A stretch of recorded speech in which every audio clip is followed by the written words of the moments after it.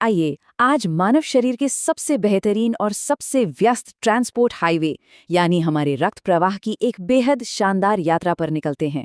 इसे जीवन की नदी या रिवर ऑफ लाइफ भी कहा जाता है, जो हमारे शरीर के हर एक हिस्से को निरंतर ऊर्जा और गति प्रदान करती है। इस एक्सप्लेनेरा में हम इसी अद्भुत सिस्टम को डिकोड करेंगे।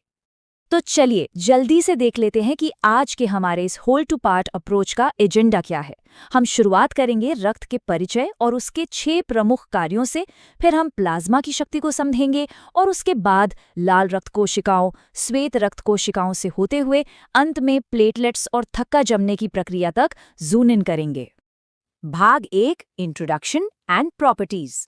चलिए इस हाईवे को एक मैक्रो पर्सपेक्टिव से देखते हैं।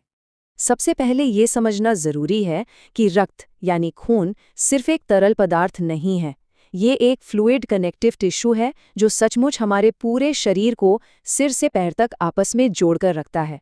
और हेमेटोलॉजी वो मेडिकल ब्रांच है, या कह लीजिए वो अम्ब्रेला टर्म है, जिसके तहत आज हम इस पूरी जानकारी को एक्सप्लोर कर रहे हैं। इसी में रक्त बनाने वाले ऊतकों और बोन मैरो यानी अस्थि मज्जा का क्लिनिकल अध्ययन किया जाता है। रक्त की कुछ बहुत ही दिलचस्प विशेषताएं होती हैं जो एग्जाम्स के लिए भी एब्सोल्यूटली क्रूशल हैं। पहली बात, ये पानी की तुलना में काफ़ी ज़्यादा गाढ़ा यानी विस्कस होता है। इसका पीएच हल्का क्षारीय या एल्कलाइन होता है। और सबसे ज़रूरी बात, इसका सामान्य तापमान 98.6 डिग्री फ़ारेनहाइट या 37 डिग्री सेल्सियस होता है। यहाँ फ़ारेनहाइट और सेल्सियस के इन आंकड़ों को आपस में मिक्सअप करने की गलती बिल्कुल नहीं होनी चाहिए। अब यहाँ एक दिलचस्प तुलना देखते हैं। पुरुषों के शरीर में रक्त की मात्रा आमतौर पर 5 से 6 लीटर होती है, जबकि महिलाओं में ये 4 से 5 लीटर होती है। ये अंतर मुख्य रूप से महिलाओं में मासिक धर्म चक्र यानी मेंस्ट्रुअल साइकिल के दौरान होने वाले स्वाभाविक ब्लड लॉस के कारण होता है। हालांकि स्वस्थ आदतें और सही डाइट शरीर में हीमोग्लोबिन के स्तर को हमेशा बेहतरीन बनाए रखती हैं। भाग 2, रक्त के 6 कार्य। आइए देखते हैं कि ये पूरा सिस्टम कैसे काम करता है। इस ब्लड हाईवे की 6 बड़े कार्य वास्तव में किसी को भी हैरान कर सकते हैं। पहला है ट्रांसपोर्ट, ऑक्सीजन, कार्बन डाइऑक्साइड और पोषक तत्वों को ढोना। दूसरा है सुरक्षा, जो हमारे इम्यून रिस्पॉन्स को ट्रिगर करता है। तीसरा है तापमान का नियंत्रण। इसके अलावा विटामिन्स को स्टोर करना, यूरिया जैसे अपशिष्ट पदार्थों को किडनी तक ले जाकर बाहर निकालना और शरीर के महत्वपूर्ण एसिड बेस बैलेंस को बनाए रखना। देखा जाए तो रक्त एक ही समय में हमारे आंतरिक अंगों के लिए एक ट्रांसपोर्ट सिस्टम और क्लाइमेट कंट्रोल दोनों का काम करता है। भाग 3, प्लाज्मा की शक्ति।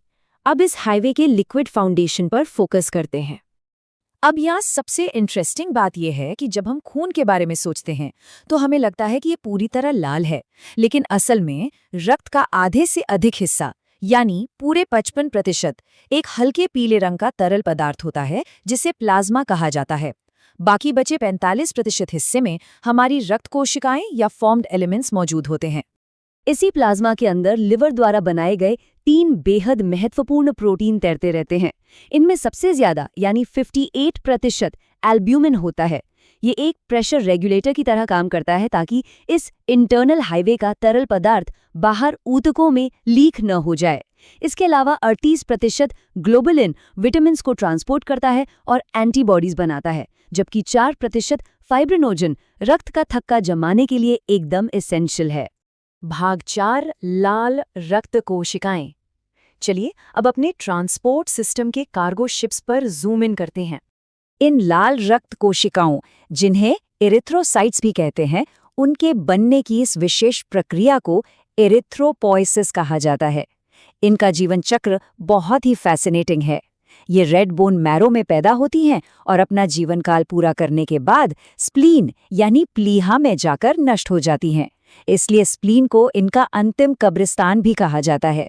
लेकिन यहाँ एक बहुत ही बुनियादी सा सवाल उठता है, आखिर रक्त लाल ही क्यों होता है? इसका जवाब एक बहुत ही सिंपल सी केमिकल रिएक्शन में छिपा है। हीमोग्लोबिन के अंदर आयरन मौजूद होता है।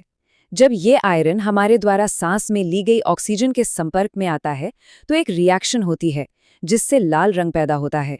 ये बिल्कुल वैसे ही है जैसे लोहे पर जंग लगने से उसका रंग लाल भूरा हो जाता है। 120 ये महज एक संख्या नहीं है।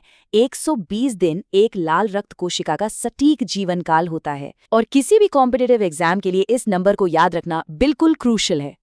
इसका मतलब यह है कि हर कुछ महीनों में शरीर का रक्त खुद को पूरी तरह से नया कर लेता है। अगर इनकी बनावट देखें तो लाल रक्त कोशिकाएं बीच से हल्की चपटी यानी बायकॉन्केव होती हैं, जिससे उन्हें ऑक्सीजन ढोने के लिए ज्यादा सरफेस एरिया मिलता है। इनकी संख्या 4.5 से 5.5 मिलियन प्रति क्यूबिक मिलीमीटर तक होती है। और सबसे खास बात, इनकी सतह पर स्पेक्ट्रीन और एनकायरिन नाम के प्रोटीन होते हैं, जो इन कोशिकाओं को इतनी इनक्रेडिबल फ्लेक्सिबिलिटी देते हैं कि ये शरीर की सबसे पतली कैपिलरी सुरंगों से भी आसानी से सिकुड़कर आर-पार निकल जाती हैं। और जरा इस क्षमता का स्केल तो देखिए, केवल एक सिंगल लाल रक्त कोशिका में 25 मिलियन हीमोग्लोबिन मॉलिक्यूल्स होते हैं, जो 1 बिलियन ऑक्सीजन मॉलिक्यूल्स को ले जाने की कैपेसिटी रखते हैं। ये एक सेल की एफिशिएंसी का एक ऐसा उदाहरण है जिस पर यकीन करना मुश्किल है। भाग 5, श्वेत रक्त कोशिकाएं। अब ट्रांसपोर्ट से हटकर जरा इस हाईवे की सिक्योरिटी फोर्सेस पर नजर डालते हैं। श्वेत रक्त कोशिकाओं या ल्यूकोसाइट के बनने की प्रक्रिया को ल्यूकोपोएसिस कहा जाता है।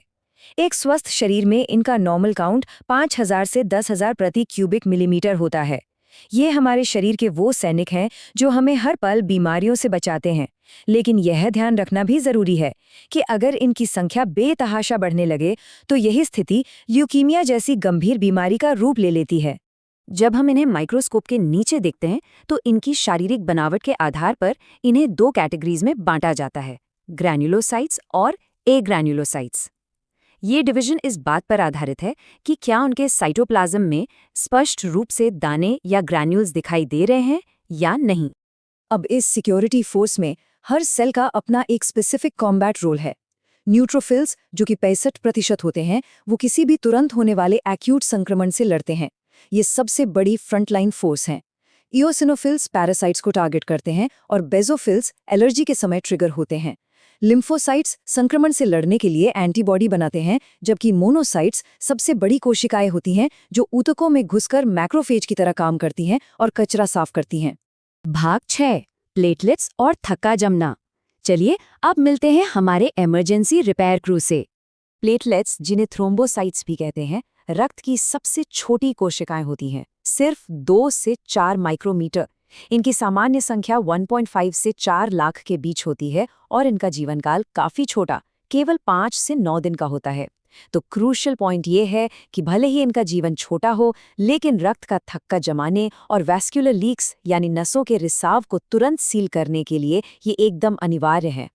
जब शरीर में इस इमरजेंसी रिपेयर क्रू यानी प्लेटलेट्स की संख्या असामान्य रूप से कम हो जाती है, तो उस मेडिकल कंडीशन को थ्रोम्बोसाइटोपिनिया कहा जाता है।